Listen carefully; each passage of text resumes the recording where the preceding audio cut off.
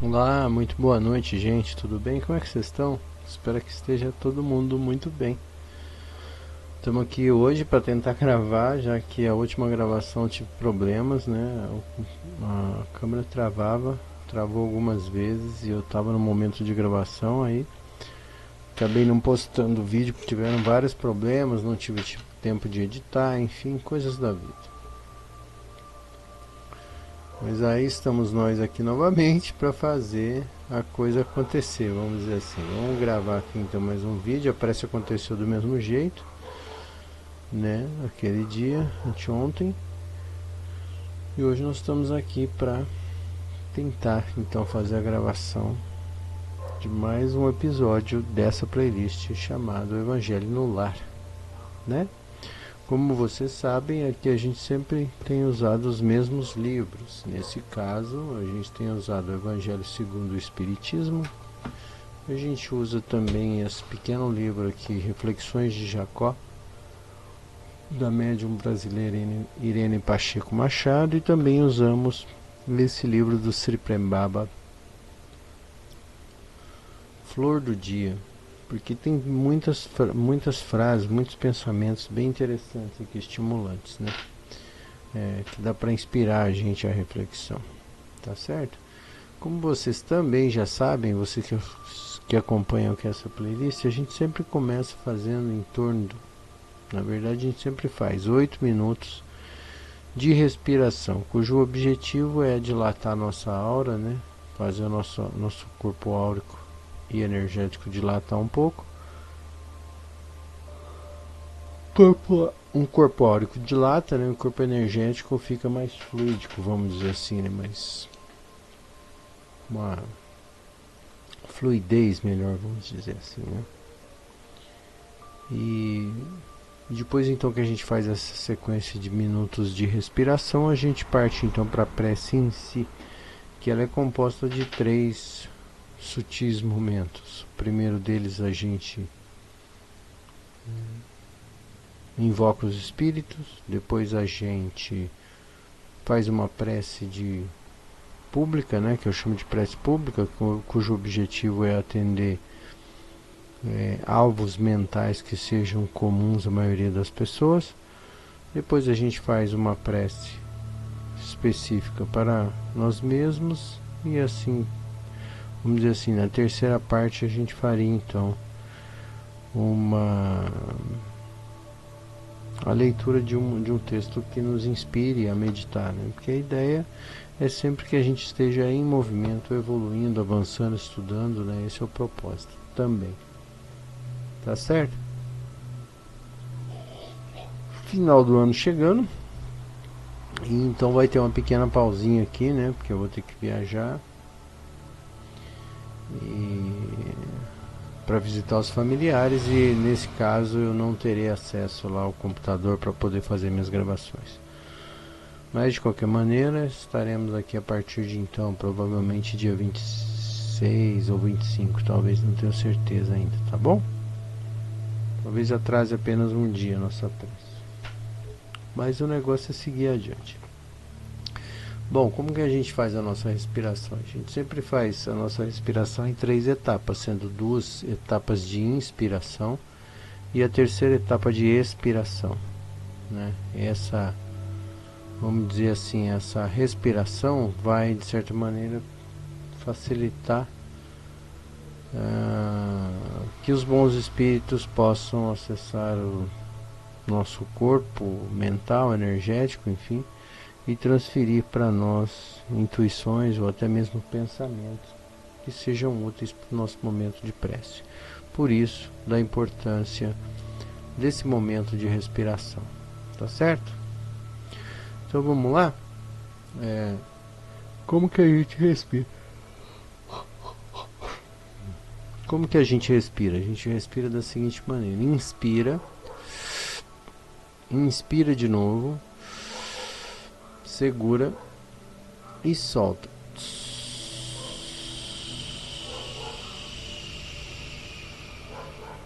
Inspira de novo, segura e solta.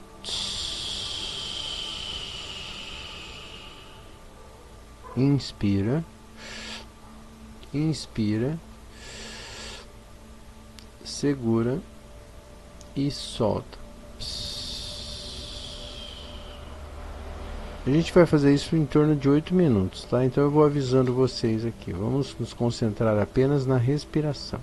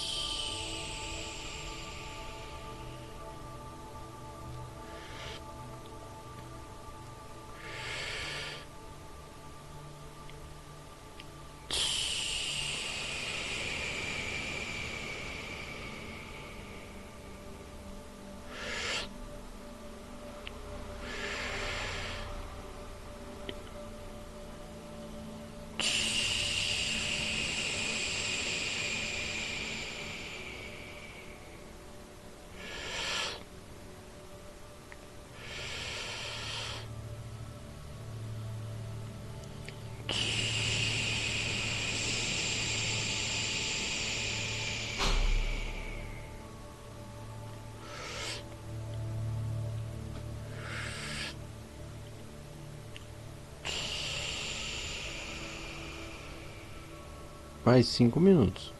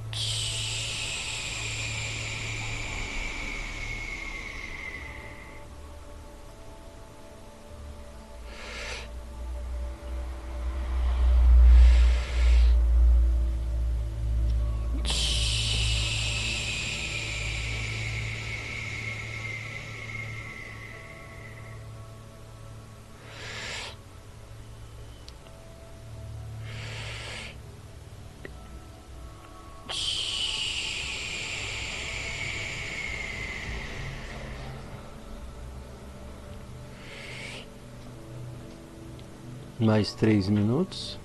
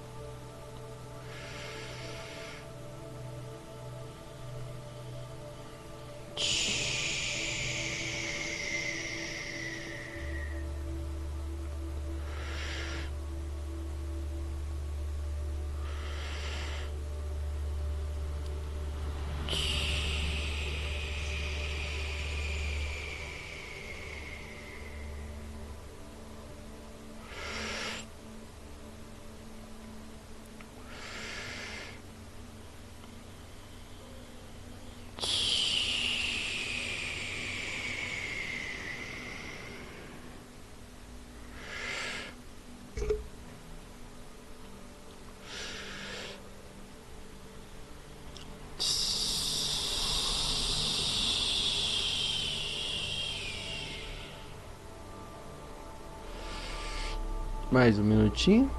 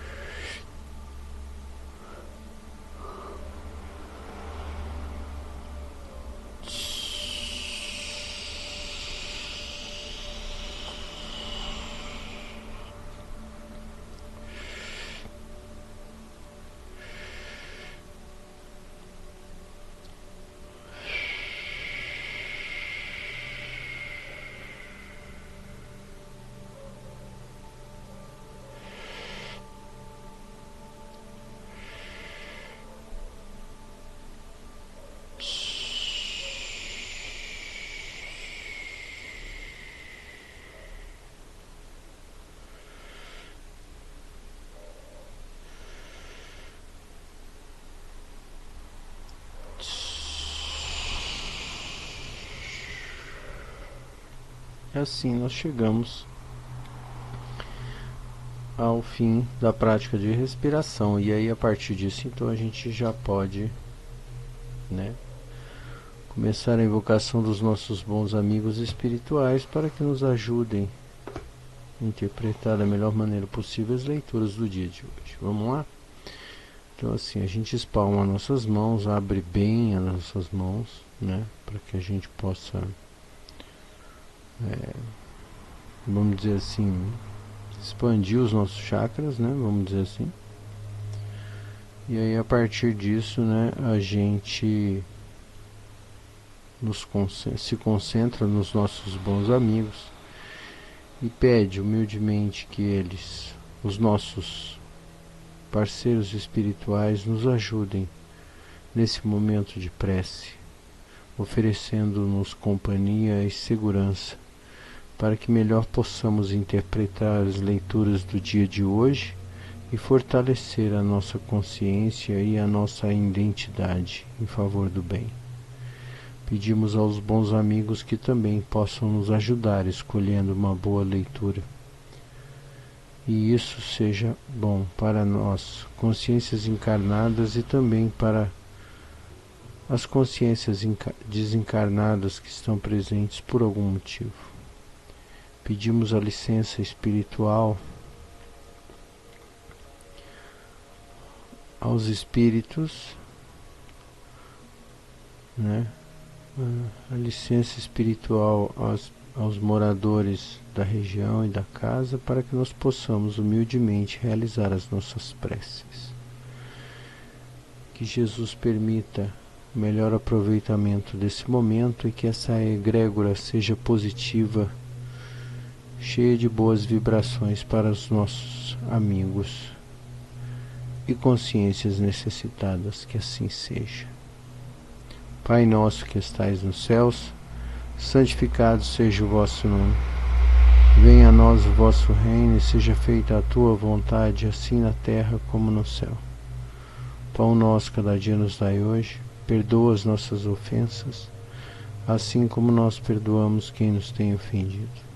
Não deixeis cair em tentação, mas livra-nos do mal, que assim seja. Graças a Deus.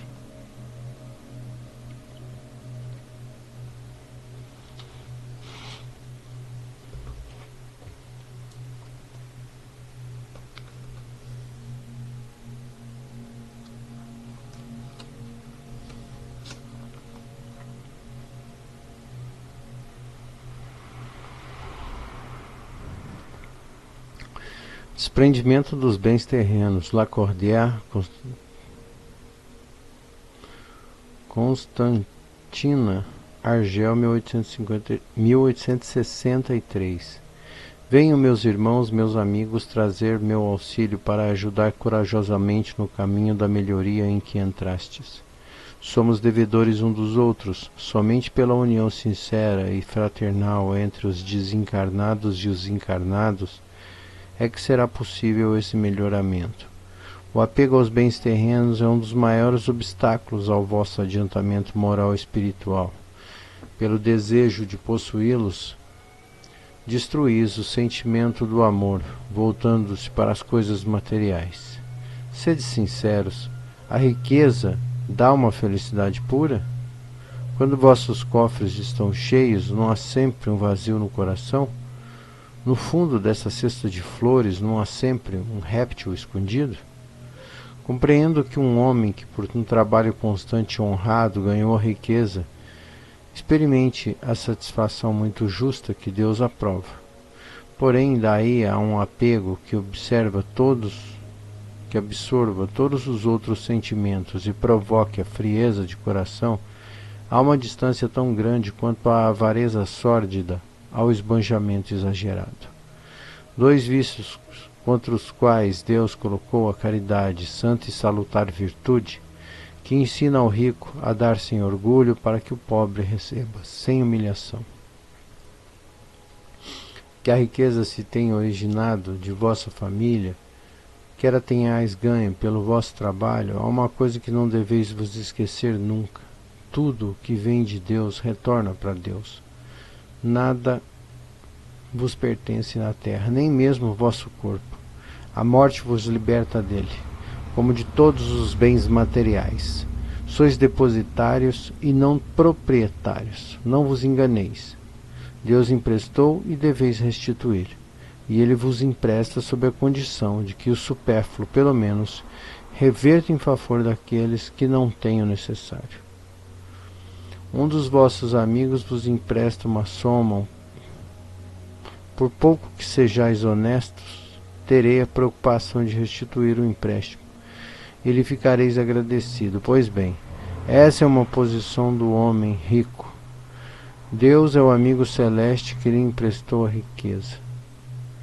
Pede-lhe apenas o amor e o reconhecimento, mas exige que, por sua vez, o rico dê também aos pobres, que são, tanto quanto eles, seus filhos. O bem que Deus vos confiou desperta em vossos corações uma ardente e desvairada cobiça. Quando vos apegais imoderadamente a uma riqueza tão perecível e passageira quanto vós, já pensaste que chegará um dia em que devereis prestar contas ao Senhor do que Ele vos emprestou? Esqueceis que pela riqueza estáis investidos do caráter sagrado de ministros da caridade da terra, para serdes os seus inteligentes distribuidores? Que sois, portanto, quando usais em vosso próprio proveito o que vos foi confiado, senão depositários infiéis? Que resulta desse esquecimento voluntário de vossos deveres? A morte certa, implacável, rasga o véu sobre o qual vos escondíeis e vos força a prestar contas até mesmo ao amigo esquecido que vos favoreceu e que nesse momento se apresenta diante de vós com autoridade de juiz.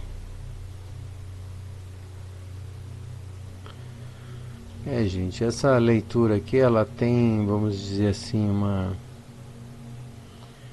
uma tendência, né, a gente tem que questionar essa leitura, lógico, e ela tem uma carga religiosa bastante forte, no sentido de que Deus aparece aqui como uma figura julgadora, vamos dizer assim, né? E obviamente ele irá prestar contas das suas atitudes aqui durante a sua passagem na Terra. E eu, de fato, gosto de pensar da seguinte maneira: na verdade, essa figura julgadora é a nossa própria consciência, né? Que quando a gente...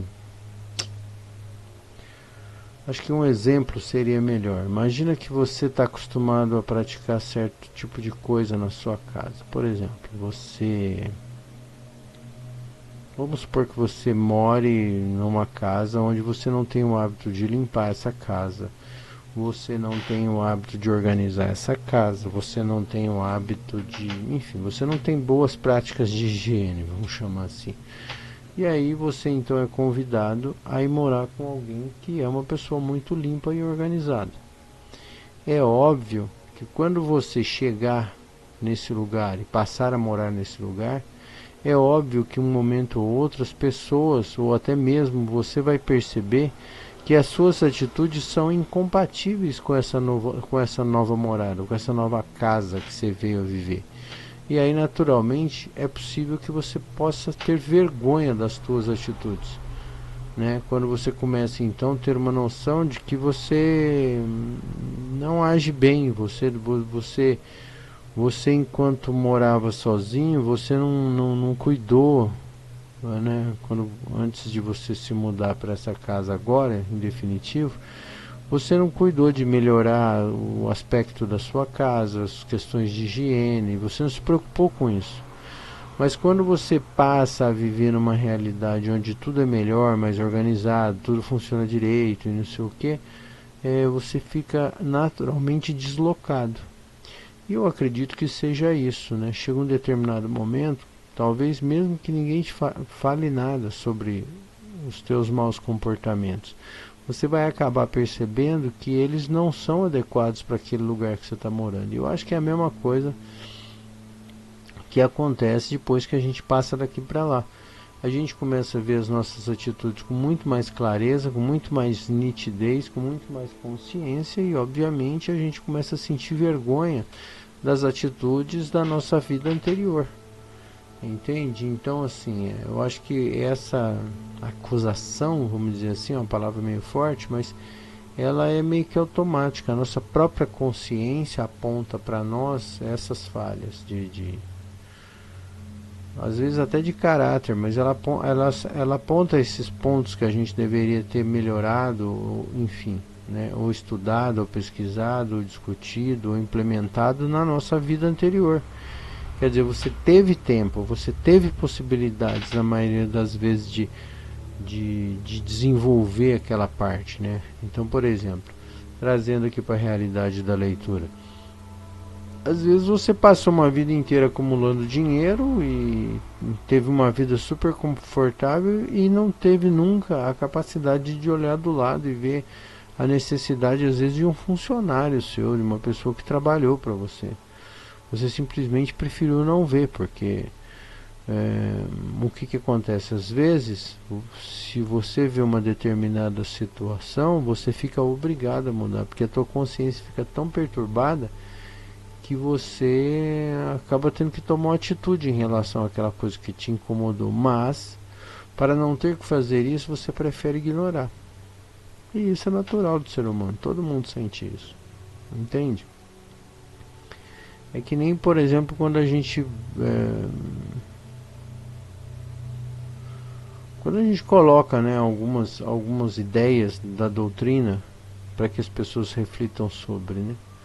As pessoas ou fazem que não entendem, ou simplesmente não dão a atenção necessária para aquele tipo de baliza ou de orientação, porque simplesmente, se aquilo conseguir entrar na mente da pessoa com a força que essa ideia tem, naturalmente ela vai ter que mudar de atitude. E às vezes ela já criou um sistema de vida tão diferente, assim, vamos dizer assim, tão sistemático, quer dizer, ela já criou o castelinho de cartas dela e ela não está afim de mudar, né? E tá tudo bem, porque tudo vai chegar no momento certo, né? A gente não tem que ficar endurecido com isso, ou raivoso com isso, nem nada. Simplesmente não chegou o momento da pessoa, né? Como o Saulo Calderon diz, né? Ele diz de uma maneira muito, muito simples, que é assim: quando o discípulo está pronto, o mestre aparece, né?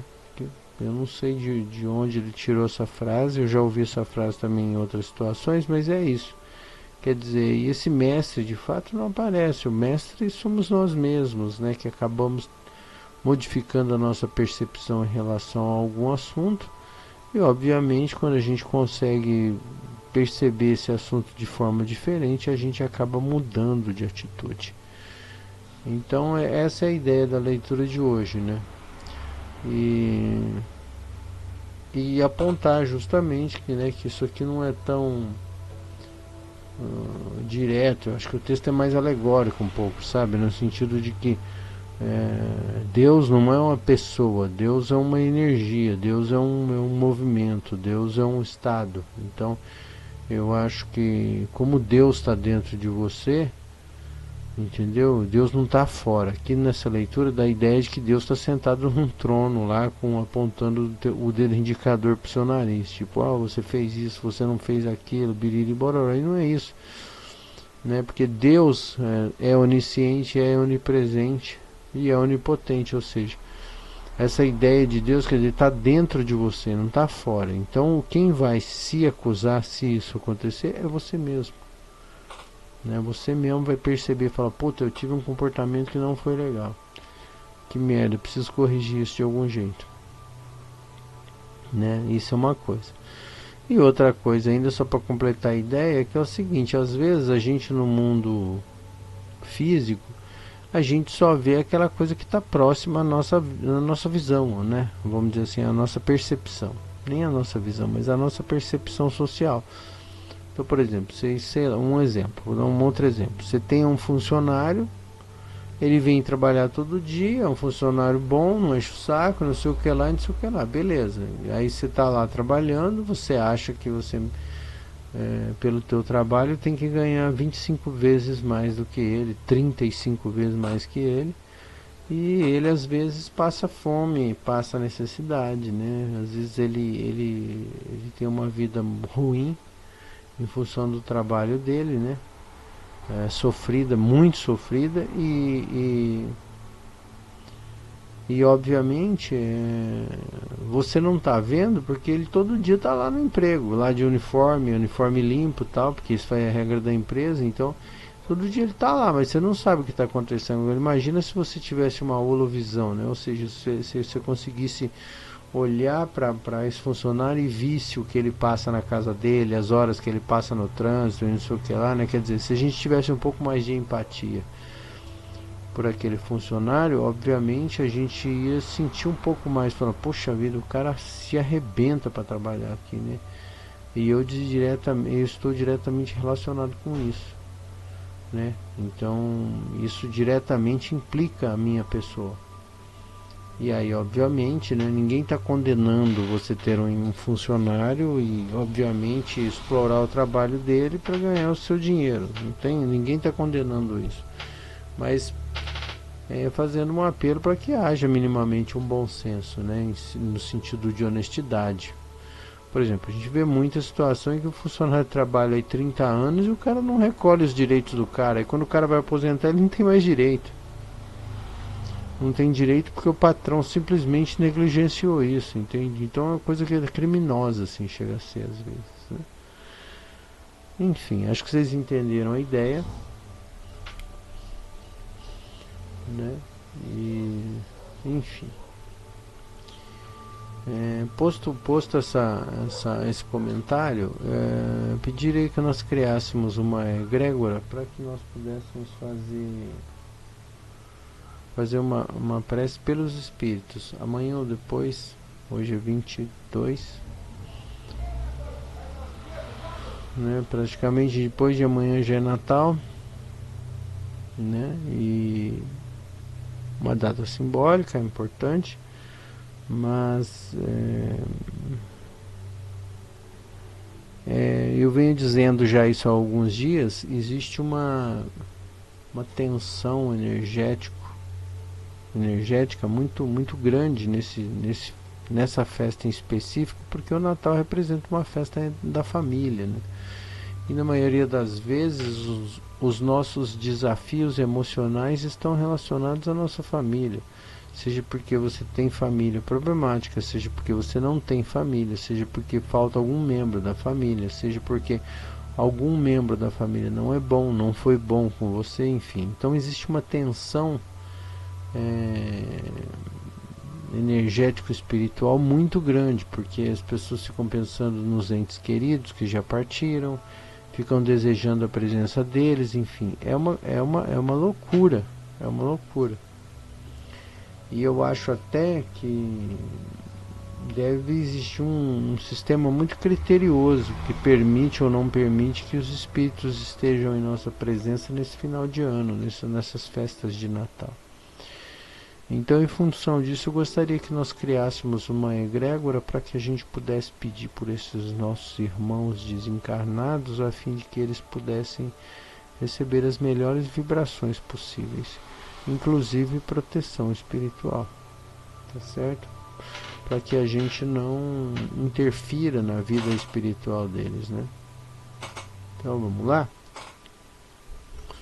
Sendo assim, nós pedimos aos bons espíritos que transfiram as consciências que circundam a nossa casa, seja por qualquer motivo, que elas recebam a paz e a proteção necessária para a sua elevação moral e espiritual. Nós desejamos firmemente que esses parentes que amamos em algum momento enquanto encarnados, e especialmente depois do desencarne, que eles recebam essas vibrações de agora, permitindo que eles também elevem seus pensamentos numa prece de gratidão ao Deus nosso Pai, que jamais desampara os seus filhos. Sendo assim, pedimos humildemente que vós, os bons espíritos, entreguem essas energias e essas vibrações, e que Jesus abençoe a todos nós, que assim seja. Pai nosso que estais nos céus, santificado seja o vosso nome, venha a nós o vosso reino.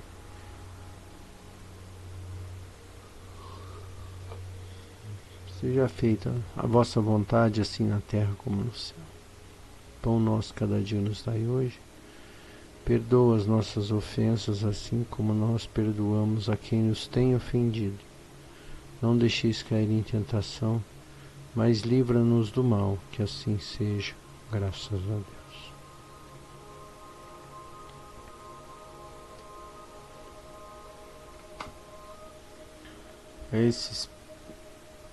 A esse propósito, comenta o espírito de Jacó, com a orientação dos nossos amigos espirituais.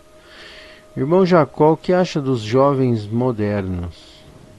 E o espírito responde: irmã, em uma floresta, as velhas árvores respeitam os pequenos arvoredos.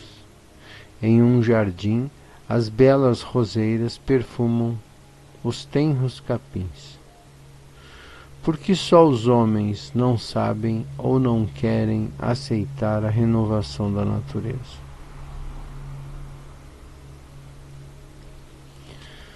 Na verdade, essa frase tem uma ideia muito positiva, né, de renovação, né, de ciclo, né? E obviamente, veja, eu acabei de falar aqui por acaso dessa questão dos desencarnes, que eles são necessários para a evolução das consciências, né? Então todos nós em algum momento precisamos avançar, precisamos sair daquela letargia, né, daquele pensamento fixo, né? Então assim, é comum as pessoas terem projetos quase que finalizados nas suas vidas o tempo inteiro, né? Que eu acho que isso não... Porque assim, é legal você ficar parado no tempo, é legal. Às vezes você fala assim, poxa, eu tinha um sonho de construir uma casa, já construí. Tinha um sonho de ter filhos e criá-los, já criei. Então assim, e a gente precisa ter sempre uma ideia de que a gente está buscando algo, buscando melhorar a nossa consciência, né? Estudando, procurando compreender as coisas, até porque, de um modo geral, quando nós tivermos um nível intelectual e de amor e de inteligência mais desenvolvido, naturalmente novas informações chegarão, né, e estarão acessíveis ao nosso entendimento, né? Se a gente fica parado no tempo, a gente não ajuda, né? A gente não permite que esses movimentos de transcomunicação aconteçam, né? E aí a gente fica meio que perdido no tempo, meio que parado, né? E isso, na verdade, faz parte da nossa responsabilidade de consciências em desenvolvimento, ou seja, nós também temos um dever de continuar buscando, de continuar procurando, né? E isso é muito importante para que essas emoções e essas intenções sejam sempre renovadas, né? Então vale uma reflexão a respeito disso. E aí, especialmente na alegoria aqui da floresta, de que a gente deve respeitar os mais novos, né, os novos ciclos, aqueles que estão chegando, sim, não só respeitar, mas orientar da melhor maneira possível para que essas consciências conduzam da melhor maneira possível também os novos tempos, né? Porque a gente vai envelhecendo, então esses espíritos mais jovens, essas consciências mais jovens, eles serão responsáveis pelo nosso bem ou mal-estar no futuro, porque a gente vai ficar mais velho e naturalmente eles vão ser em algum momento talvez os nossos tutores ou os responsáveis pelos nossos destinos. Então cabe a nós respeitar esses irmãos, essas consciências que também estão se formando, se fortalecendo e se preparando para o futuro. Tá certo? Então que a gente reflita sobre isso. E agora, gente, vamos então fazer uma prece pelas nossas dificuldades, pelos nossos desafios, a fim de que os bons amigos, na sua melhor vibração, possam nos ajudar a concretizar e a alcançar os nossos objetivos, tá certo? Porque eles conhecem muito bem o que é necessário e sabem muito bem o que é necessário acontecer para que a nossa vida, de cada um específico, melhore, se acerte, se acalme e por aí vai, tá certo? Então, sendo assim, vamos pedir aos bons amigos que nos ajudem, que nos orientem sobre qual destino exato, né? E qual rumo devemos tomar das nossas decisões para que melhor aconteça sempre em nossas vidas, que assim seja. Pai de infinita bondade e amor, teu nome seja louvado. Pai nosso que estais no céu, santificado seja o vosso nome. Venha a nós o vosso reino e seja feita a tua vontade, assim na terra como no céu. Pão nosso de cada dia nos dai hoje, perdoa as nossas ofensas, assim como nós perdoamos a quem nos tem ofendido. Não deixeis cair em tentação, mas livra-nos do mal, que assim seja.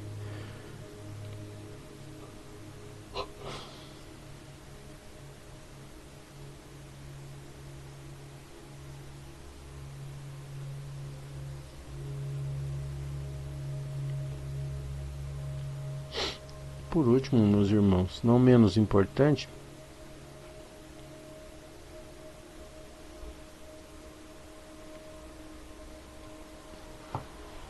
vamos tirar aqui uma leitura que possa nos inspirar, então,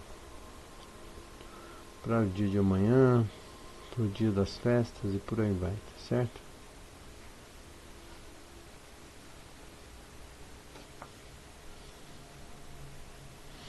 Você é um oceano.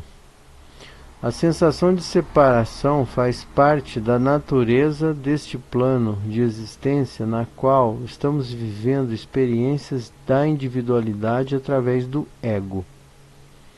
O ego é como uma gota de água que está separada do oceano. Estando separada, ela não vê e sente, e se sente pertencente e desconhece que a sua própria essência é o oceano. Assim, é a entidade humana em evolução. Tomada pela ilusão da separação, acredita ser apenas um corpo isolado, enquanto, na realidade, é que ela é o próprio espírito que habita todas as coisas. Vê que unicidade, né? Que coisa interessante. Que é aquela história, né? Nós estamos todos irmanados, né? O tempo inteiro, que é justamente a intenção da ideia do Natal para nós, né? Do Ocidente. Que que é o que? Somos todos filhos de um Deus. E esse Deus permite que a gente se irmane, né? Que a gente se junte, que a gente se agregue. E, ou seja, todos nós somos a mesma coisa, filhos de Deus, e todos nós poderíamos ou deveríamos ter resguardados pela sociedade em geral, né? Direitos à segurança, à moradia, à alimentação, né? E a gente sabe que necessariamente isso não acontece. Então que a gente possa fazer vibrar positivamente os nossos corações e a nossa intenção para que esse irmão possa, de certa maneira, compreender que ele também faz parte da grande família de Deus, né? Filhos de Deus, todos filhos de Deus, tá certo? Então que nós, que tenhamos um pouquinho mais de recurso, possamos praticar uma caridade, né? Nem que seja por interesse, não tem problema, mas que nós possamos fazer um gesto de caridade nesse Natal para ajudar os nossos irmãos, né? Que talvez não tiveram as mesmas oportunidades que nós. Sendo assim, pedimos aos bons espíritos que abençoem e iluminem a nossa semana, permitindo que seja uma semana de bons acontecimentos, boas reflexões e especialmente boas atitudes. Tá certo? Graças a Deus. Que os bons espíritos nos ajudem, nos amparem e nos orientem sempre. Que assim seja.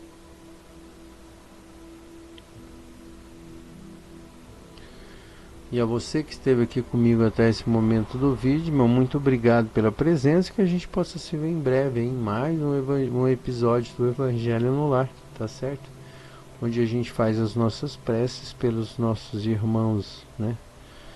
Tanto encarnados quanto desencarnados, tá bom? Muito obrigado então pela presença e atenção de vocês e a gente se vê em breve, ok? Até lá.